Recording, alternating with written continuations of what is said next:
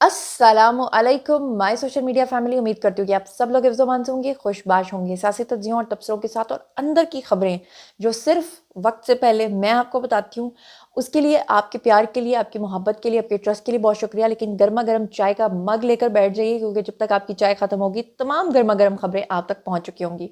तो अगर इससे पहले वाला व्लॉग आपने मेरा नहीं देखा, जिसमें मैंने आपको बताया कि पीटीआई के जो मेन लीडर्स हैं, यानी कि इमरान खान, बुशरा बीबी और साथ में गंडापुर, इन समेत 75 के खिलाफ जो मुकदमात दर्ज हो गए हैं और सारे मामला जो आगे बढ़ रहे हैं, जिस तरह से पीटीआई के तमाम लोग अपनी पार्टी को छोड़ छोड़ के भाग रहे हैं, वो तमाम चीज़ें अगर आपने नहीं देखी और सुनी तो मेरा प्रीवियस व्लॉग देखिए, उसमें सारी इन्फॉर्मेशन मैंने आपको दी है। अब जो अंदर की खबर आपको देने जा रही हूँ जनाब, वो भी सुन लीजिए कि आपको सबसे पहले तो मेरे लिए शाबाश तैयार रखे ना। पिछले वाले व्लॉग में भी मैंने आपसे शाबाश ली थी, इस वाले व्लॉग में भी आपसे शाबाश इसलिए ले रही हूँ कि मैंने आपको बताया था कि बुशरा बीबी के लिए जो ठंडी हवाएं थी, अब वो शदीद गर्म हो गई हैं, वो दोज़ख की हवाओं जैसी हो गई हैं। क्योंकि बुशरा बीबी जो डील करके बाहर निकली थी, जिसके नतीजे में उनको ढील मिली थी, उस ढील का उन्होंने नाजायज़ फ़ायदा उठाया था। मैंने उसी वक्त आपको बता दिया था कि बुशरा बीबी के लिए आने वाले दिन जो है वो अच्छे दिन नहीं होने जा रहे। और अब फाइनली जनाब क्या हो गया है कि 190 मिलियन पाउंड का जो केस है, उसमें नैब ने बुशरा बीबी को गिरफ्तार करने का फैसला किया था। और अब फाइनली जिस वक्त आप ये वीडियो देख रहे हैं, बुशरा बीबी तब तक गिरफ्तार हो चुकी होंगी।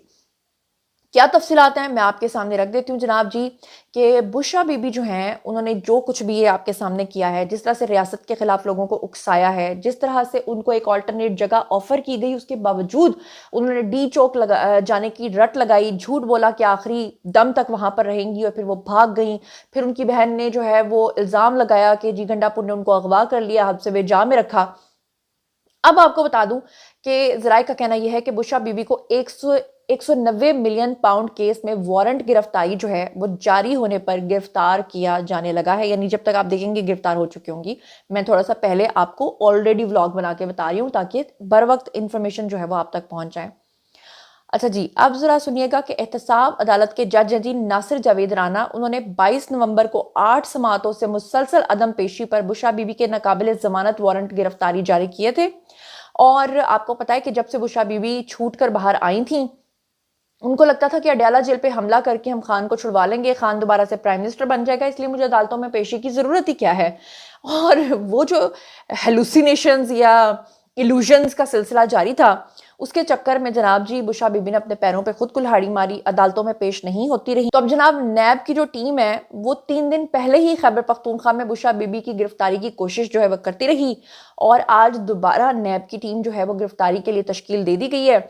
और टीम जो है तश्कील दे दी गई है, और ज़राए का कहना यह है कि नैब जो है वो खैबर पख्तूनख्वा को भी टीम से मुकम्मल ताउन की हिदायत कर रही है।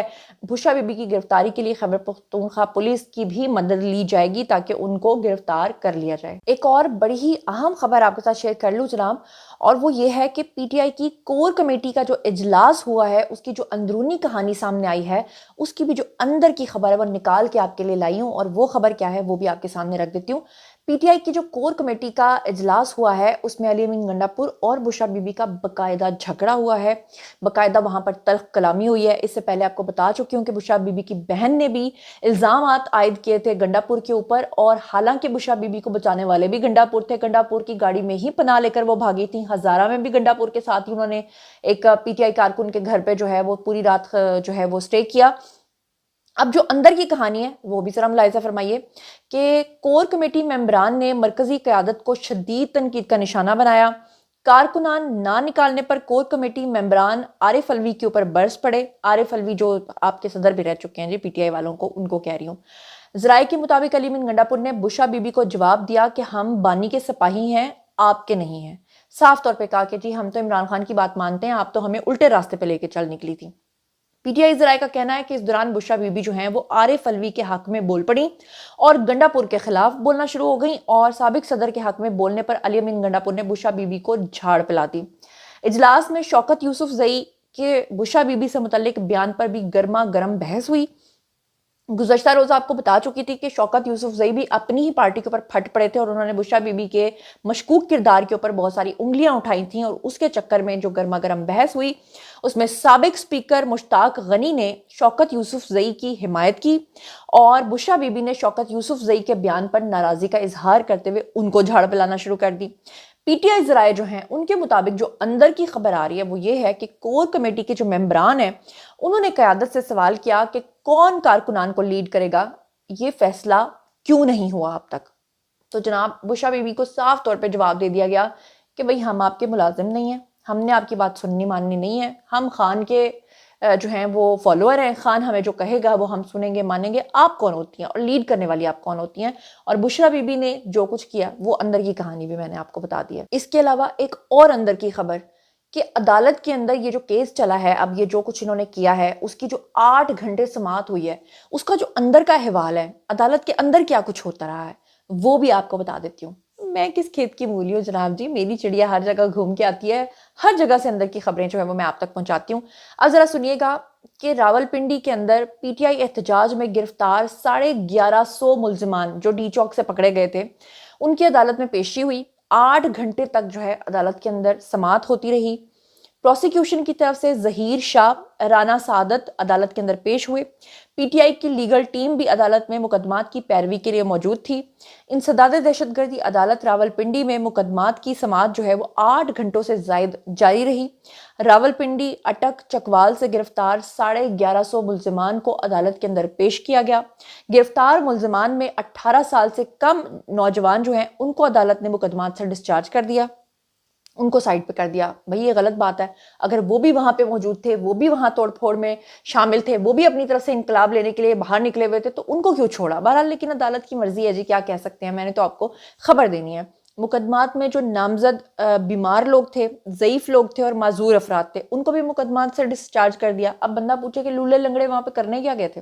اللہ معاف کرے میں آپ کے ساتھ اتنی سخت زبان بول رہی ہوں، لیکن بات یہ ہے کہ اگر آپ اس قدر ضعیف بن گئے ہیں یا ہو گئے ہیں یا آپ چل نہیں سکتے تو آپ کو کس نے کہا تھا کہ آپ وہاں جائیں؟